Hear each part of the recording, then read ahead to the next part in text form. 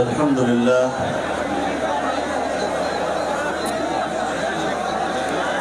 الحمد لله وكفى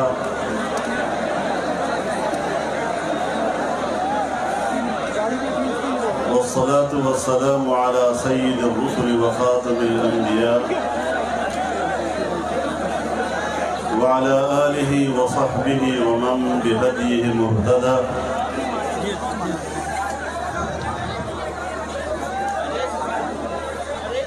أما بعد فأعوذ بالله من الشيطان الرجيم. بسم الله الرحمن الرحيم.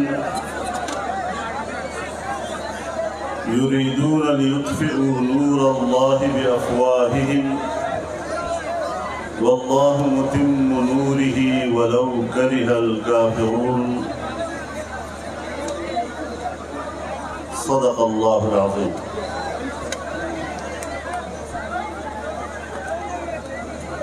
میرے مجلس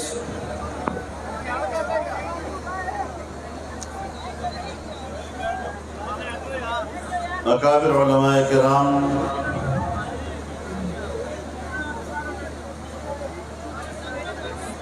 بزرگان ملت، برادران اسلام، شمع رسالت کے پروانوں،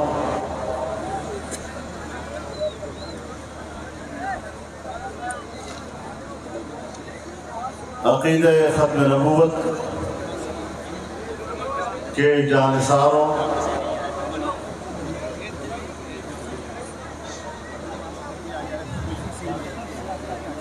میں عالمی مجلس تحفظ ختم نبوت کا دل کی گہرائیوں سے شکر گزار ہوں کہ جس مقدس عنوان کے ساتھ انہوں نے آج کے اس فقیر المثال اجتماع کا اہتمام کیا ہے، مجھے بھی اس میں شرکت کی سعادت سے نوازا ہے۔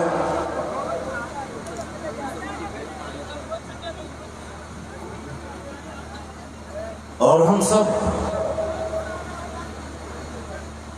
انتہائی قدر کی نگاہ سے دیکھتے ہیں ان کی جدوجہد کو، اور یہ کہ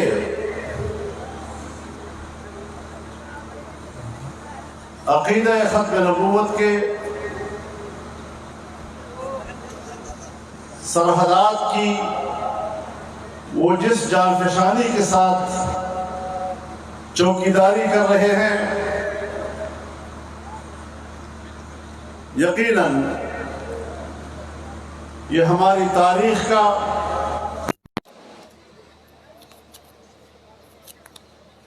ایک ناقابل فراموش حصہ ہے، اور اس حوالے سے عالمی مجلس کی کردار کو بھلایا نہیں جا سکتا۔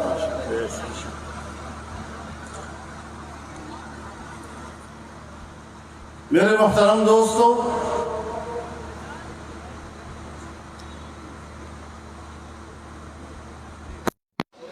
مجھے ویسے بھی جب میں آج کا دن دیکھتا ہوں تو جلسہ تو 6 ستمبر کو رکھا گیا، لیکن 1 گھنٹہ ہوا 7 ستمبر بھی داخل ہو چکا ہے۔ 6 ستمبر پاکستان کی جغرافیائی سرحدات کے تحفظ کے حوالے سے یاد کیا جاتا ہے، اور 7 ستمبر پاکستان کی نظریاتی سرحدات کے تحفظ کے حوالے سے یاد کیا جاتا ہے۔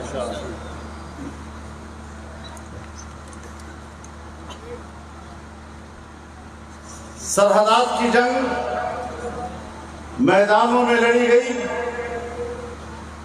اور ہمارے سپوتوں نے قربانیاں دی، زندہ دلان لاہور نے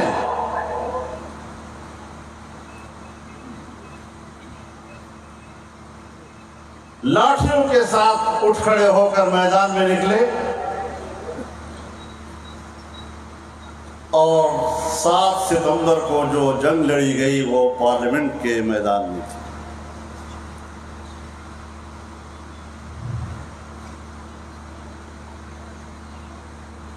اب یہ ہماری تاریخ کا حصہ ہے اور ہم نے تاریخ کے اس حصے کو زندہ رکھنا ہے۔ اس جذبے کو ہم نے نئی نسلوں کے حوالے کرنا ہے۔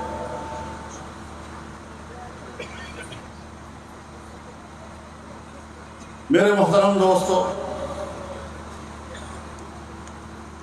کافی وقت بیت چکا ہے، شاید اب آپ بھی زیادہ لمبی لمبی باتیں سننے کے تاب نہیں رکھتے ہوں گے،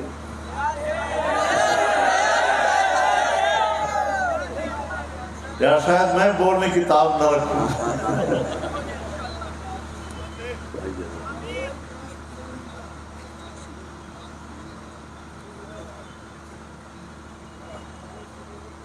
ہم نے اس حوالے سے دیکھنا ہے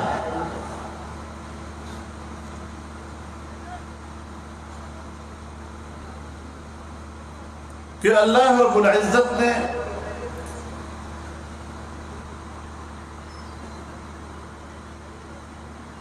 اسلام کو ایک کامل اور مکمل دین اعلان کیا۔ اليوم اکملت لکم دینکم واتممت علیکم نعمتی۔ ہمارے اکابر اور اساتذہ اکمال دین کو تعبیر کرتے ہیں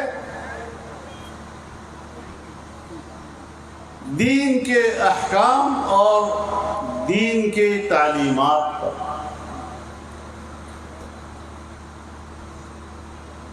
وَأَتْمَمْتُ عَلَيْكُمْ نِعْمَتِي، اور میں نے اپنی نعمت تم پر تمام کر دی۔ اتمام نعمت کو تعبیر کرتے ہیں اس دین کی حاکمیت سے۔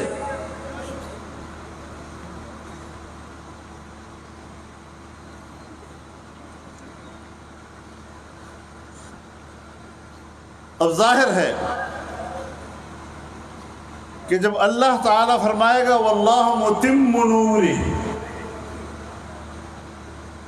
تو دین جو اللہ کا نور ہے، نور ہدایت ہے، وہ جب اتمام کا تقاضا کرتا ہے تو اس کا معنی یہ ہے کہ وہ حاکمیت کا تقاضا کرتا ہے۔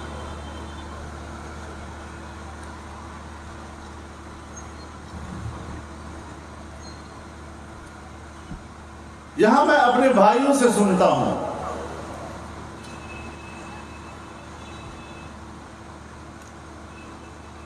کہ ختم نبوت ایک غیر سیاسی عنوان ہے۔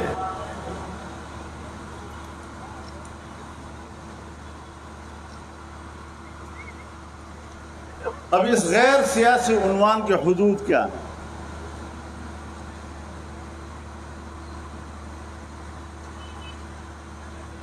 کہاں تک یہ عنوان غیر سیاسی ہے؟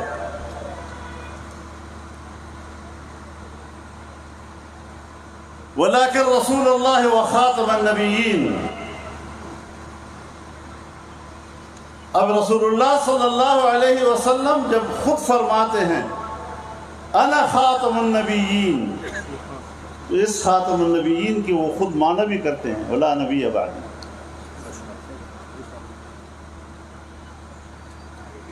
اب یہی لا نبی بعدی آپ نے ختم نبوت کے حوالے سے بھی فرما دیا، انا خاتم النبیین لا نبی بعدی،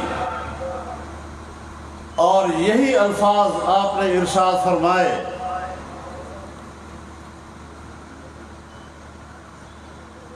کانت بنو اسرائیل تسوسهم الانبیاء کلما ہلک نبی خلفہ آخر ولا نبی بعد،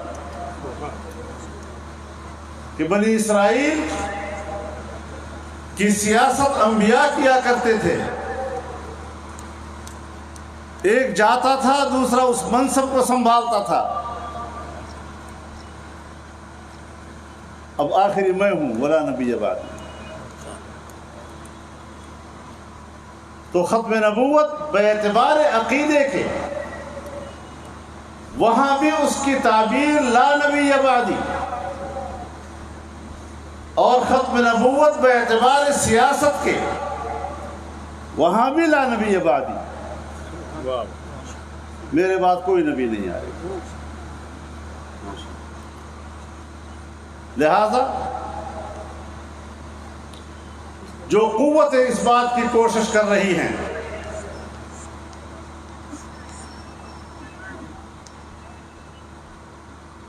کہ وہ کسی اور کو آج کے زمانے میں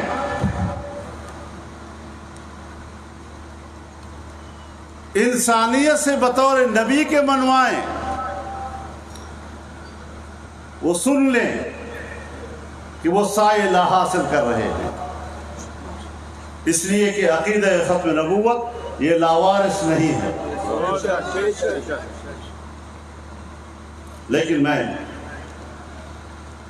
ایک اور پہلو سے کچھ بات کرنا چاہوں گا، ہمت کر کے، کیونکہ یہاں پر موضوع محدود ہے۔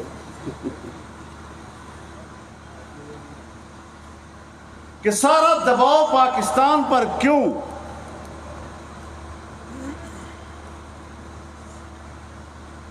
ہم تو تاریخ کے اعتبار سے بر صغیر کا حصہ ہیں، اسی بر صغیر کا حصہ ہندوستان بھی ہے، بنگلہ دیش بھی ہے، اور اسی بر صغیر کا حصہ پاکستان بھی ہے۔ ہمارے پڑوس میں افغانستان بھی ہے، ہمارے پڑوس میں ایران بھی ہے، اس کے علاوہ بھی اسلامی دنیا ہے، لیکن ایک پاکستان کے اوپر دباؤ کیوں؟ صرف پاکستان کو نشانہ کیوں بنایا جا رہا ہے؟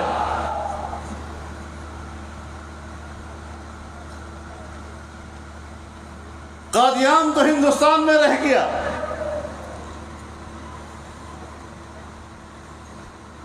اس مرکز کے حوالے سے تو وہاں کوئی پریشر نہیں، لیکن ایک پاکستان کو نشانہ بنایا جا رہا ہے۔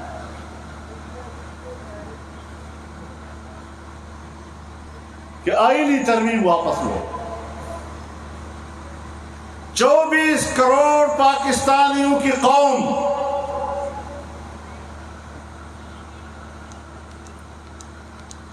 وہ تو آئین میں اپنی ترمیم واپس لیں، لیکن چند افراد پر مشتمل ایک چھوٹا سا ٹولہ وہ آئینی ترمیم کو قبول نہ کرے۔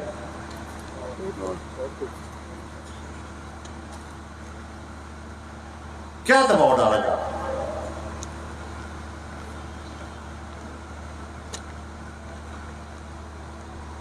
صرف ایک حوالے سے نہیں، کبھی اسرائیل کو تسلیم کرانے کے حوالے سے پاکستان پر دباؤ،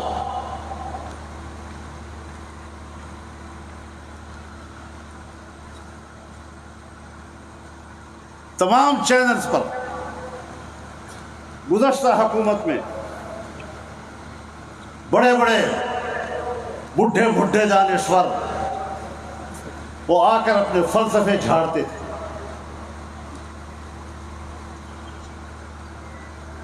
ان کو اسرائیل کی تسلیم کرنے میں تو اپنا مفاد نظر آتا ہے، لیکن اپنے فلسطینی بھائیوں کے خون پر ان کو رحم نہیں آتا۔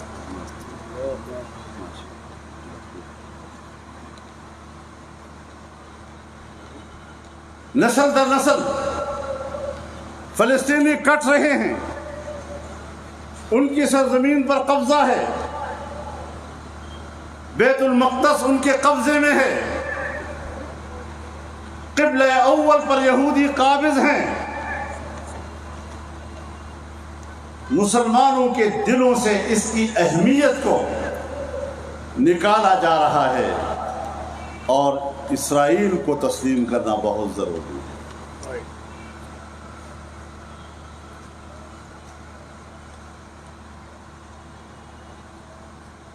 پھر آپ دیکھیں کہ اقتصادی حوالے سے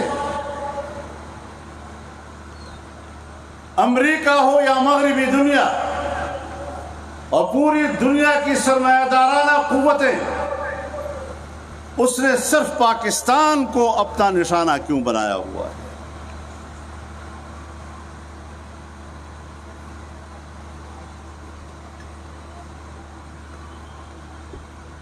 نہ انڈیا کی معیشت پر یہ دباؤ،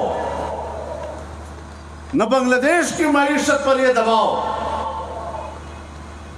نہ افغانستان کی معیشت پر یہ دباؤ، حالانکہ وہ 20 سالہ جنگ سے گزرے ہیں،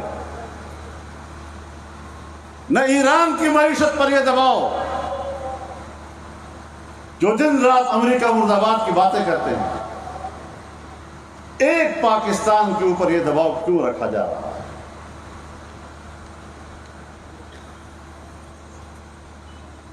اور میں ببانگ دوحل ایک بات کہتا ہوں،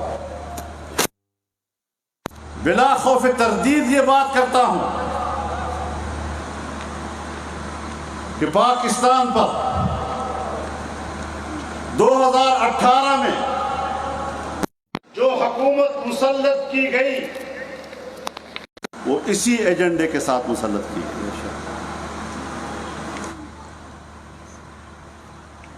اسی ایجنڈے کے ساتھ۔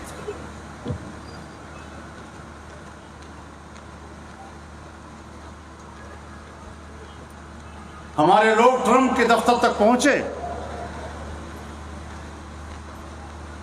اور کچھ کمٹمنٹس کر کے واپس آئے، اسرائیل کو تسلیم کرنا، قادیانیوں کی غیر مسلم اقلیت کی ترمیم ختم کرنی ہے، کشمیر کو انڈیا کے حوالے کر دینا ہے،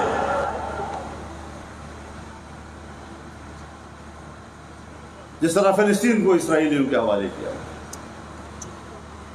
اس ایجنڈے کے تحت ایک حکومت اس ملک پر مسلط کی گئی، اور میں 2012 سے ایک بات کہہ رہا ہوں، اور ایک لمحے کے لیے میرے موقف میں جھول نہیں آیا۔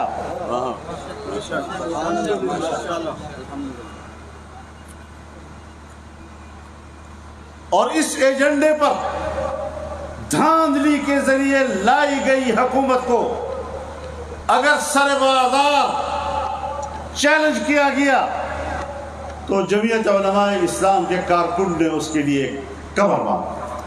نعرہ تکبیر! آج بار ختم نبوت! آج تیری جرأت کو! آج تیری بصیرت کو!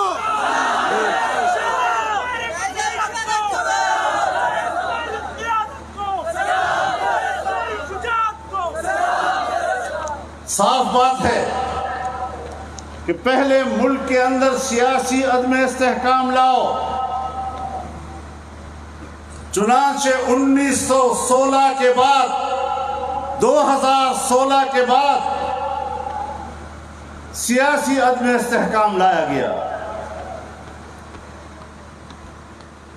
پاکستان کے اندر بیرونی سرمایہ کاری کے راستے روکے گئے، چین کی بہت بڑی سرمایہ کاری، اس کا راستہ روکنے کی کوشش کی گئی، اور جب سی پیک معاہدہ ہو گیا، کام شروع ہو گیا، تو امریکہ کو ہوش آیا، ان کی اداروں کو ہوش آیا، اور پھر اپنی کٹ پتلی حکومت داندی کے ذریعے پاکستان پر مسلط کی تاکہ پاکستان کے اندر بیرونی سرمایہ کاری کا راستہ روکا جا سکے، اور پھر انہوں نے روکا۔ سپیک کے بہت بڑے میگا پروجیکٹ کو فریز کر دیا گیا، سرمایہ کاری ختم ہو گئی ملک کے اندر، ترسیلات رک گئی، اور اس طرح ملک کو معاشی عدم استحکام کا شکار بنایا گیا۔ مجھے حیرت ہوتی ہے ایسے لوگوں کے عقلوں پر، ان کے دماغوں پر، ان کے کھوپڑیوں میں پتہ نہیں دماغ ہے یا بھوسا بھرا ہوا، ان کے سینوں میں دھڑکتے دل ہیں یا جامد پتھر ہیں۔ یہ گمراہی کے اور ضلالت کے ان اندھیروں میں چلے گئے ہیں کہ جہاں اب ان کے لیے شاید ہدایت کی روشنی کی کوئی رغبت بھی باقی نہیں رہی۔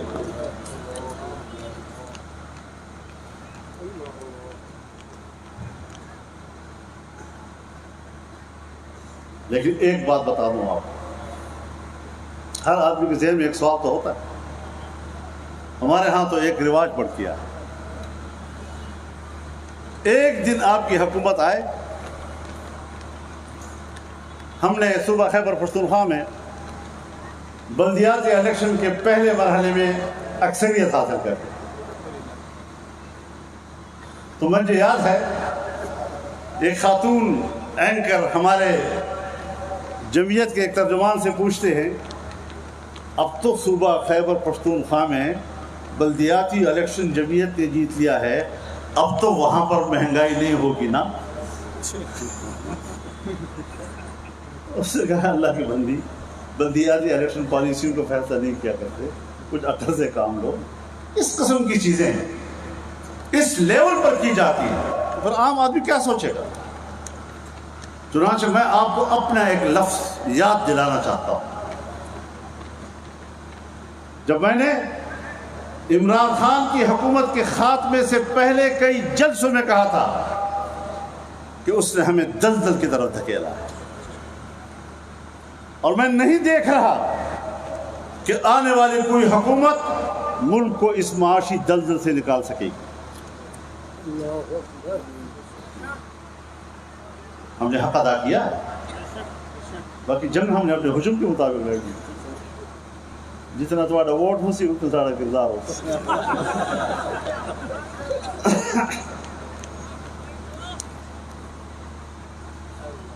مولانا لقمان الغفوری صاحب کو اللہ تعالیٰ غریق رحمت فرمائے، وہ تو سرائکی میں اور ریاستی میں تقریر کرتے تھے تو کہتے تھے کہ جنرل تو صاحب مولوی صاحب کو دے دو، فوراً پوچھتے ہو اسلام کا ڈڑھا سی ایسا کوئی کھیسے پائی بدے ووٹ ایک نہیں دیتے، کم وقت ہو، اسلام کب آئے گا؟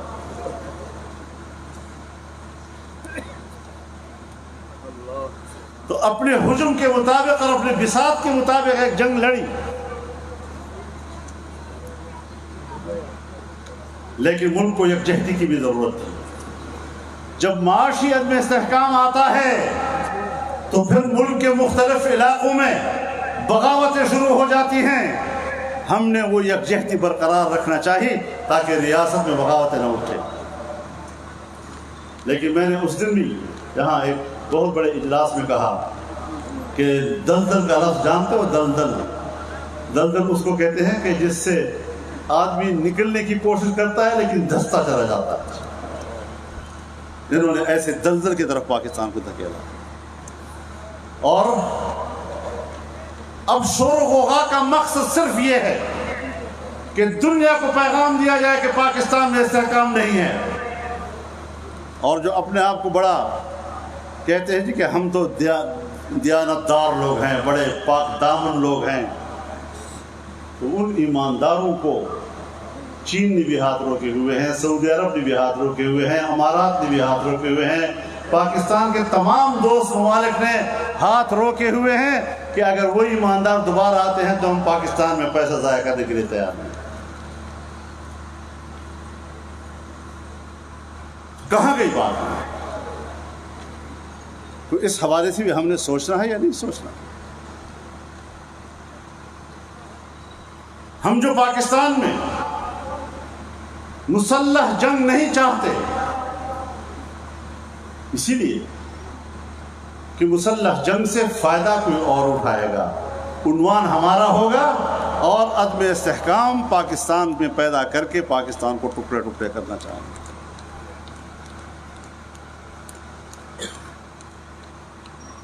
جمعیت علماء نے یہ کردار ادا کیا، اپنے بساط کے مطابق جنگ لڑی، لیکن جب سب دوستوں نے کہا کہ ادھر جانا ہے تو ہم نے کہا چلو۔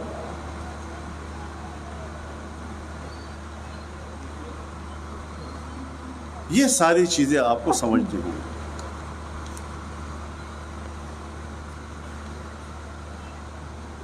ابھی انڈیا میں سپریم کورٹ نے، انڈیا کی سپریم کورٹ نے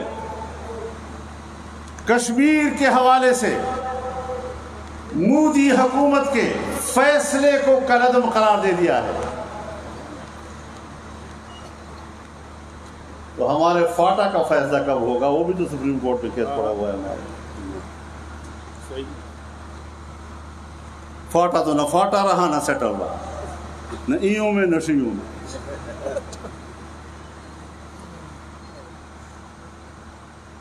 جس امن کے لیے 11-12 آپریشنز کیے گئے، آج بھی وہاں صورتحال جو کہ تو ہے، ٹارگٹ کلنگ ہو رہی ہے۔ یہ جو سانحہ باجوڑ ہوا، اس سانحہ باجوڑ میں جمعیت علماء اسلام کے 73 ساتھی شہید ہوئے ہیں، لیکن اس واقعے سے پہلے 1.5-2 سالوں سے ہمارا ٹارگٹ کی بنیاد پر شہید ہونے والا 19واں ساتھی تھا۔ یہ کیوں نشانہ بنتا رہا؟ کیوں ہمیں ٹارگٹ بنایا گیا؟ ہم تو اسلام کی بات کرنے والے ہیں، ہم تو پاکستان میں شریعت کی بات کرنے والے ہیں، آئین پاکستان پر عمل درآمد کرنے والے لوگ ہیں، قانون کو شرعی بنانے کی بات کرنے والے لوگ ہیں۔ ہمیں کیوں برداشت نہیں کیا جاتا؟ تو کبھی کبھی ہوتا یہ ہے کہ عنوان ہمارا ہوتا ہے، اس پر قربانیاں ہماری ہوتی ہیں، نتائج کسی اور کے ہاتھ میں ہوتے ہیں، نتائج کوئی اور سامنے آتے ہیں۔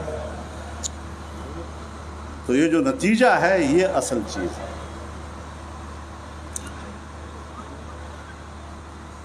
علماء کرام جانتے ہیں، ایک ہے تدبیر، ایک ہے تدبر۔ تدبیر اور تدبر دونوں کا مادہ ہے دال بے رے، یعنی النظر علی دبر الامور، کہ جو بھی فیصلہ کرو، تدبیر کرو، تدبر کرو، تو اپنے معاملات کے انجام پر پہلے نظر ڈالو۔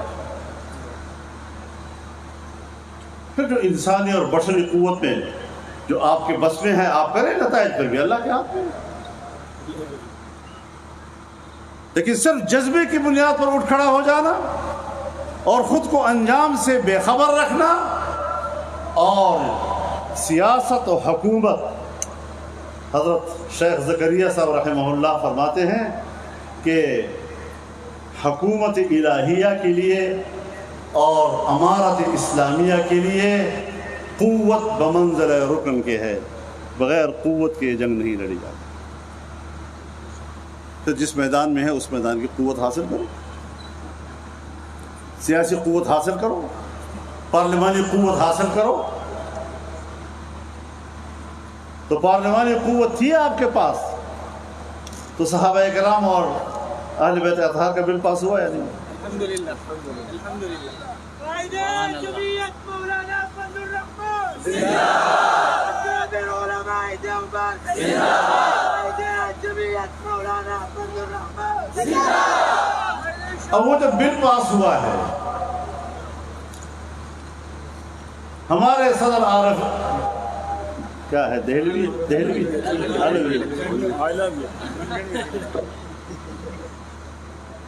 عارف علوی نے اس کو واپس کر دیا. کوئی ان سے پوچھے خدا کا خوف کرو. چند دن پہلے آرمی ایکٹ میں ایک ترمیم ہوئی کہ اگر فوج کی یا جنرل کی کوئی توہین کرے تو اس کی سزا میں اضافہ. تو اگر ہماری فوج اور جنرل کی توہین پر سزا میں اضافہ قبول ہو سکتا ہے تو صحابہ کرام اور اہل بیت اطہار کی توہین پر سزاؤں میں اضافہ قبول نہیں کیا جا سکتا. یہ ہے ان کا ریاست مدینہ.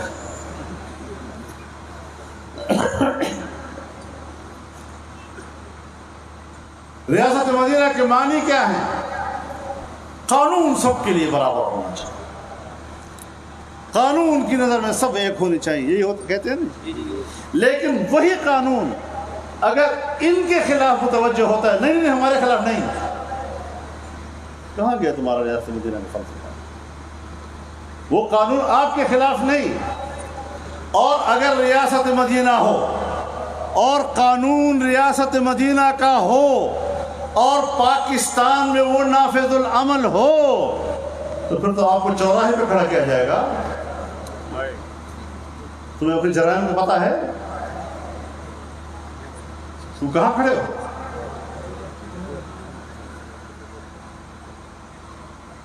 یہ ساری چیزیں ہمیں سمجھنے کی ہے کہ پاکستان کو دباؤ میں کیوں رکھا جا رہا ہے. عالمی قوتیں کیوں پاکستان کو دباؤ میں رکھتی ہیں, چاہے معاشی حوالے سے ہو, چاہے سیاسی حوالے سے ہو, چاہے ختم نبوت کے عقیدے کے حوالے سے ہو, چاہے قادیانیت کے حوالے سے ہو, چاہے اسرائیل کے حوالے سے ہو, چاہے فاٹا انضمام کے حوالے سے ہو. کیوں ایک پاکستان کو نشانہ بنایا گیا ہے اور ایک پاکستان کو مسلسل دباؤ میں رکھا جا رہا ہے؟ تو میرے دوستو, یہ جنگ ایک دن کی نہیں ہے کہ بس ایک دن نعرے لگا لیے اور جنگ ختم ہو گئی. اس جنگ کو جاری رکھنا ہے اگر ملک کو بچانا ہے تو. یہ پاکستان ہمارا وطن ہے. حب الوطن من الایمان. اپنے وطن کے ساتھ محبت اور اپنے وطن کے لیے قربان ہونا یہ ہر پاکستانی کا جذبہ ہونا چاہیے. اور اس حوالے سے ہم نے آگے بڑھنا ہے.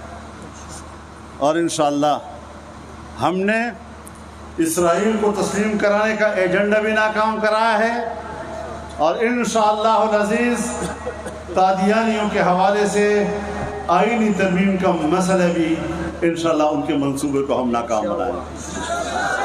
اور پاکستان کو ایک مضبوط معاشی وطن بنانے کی ضرورت ہے.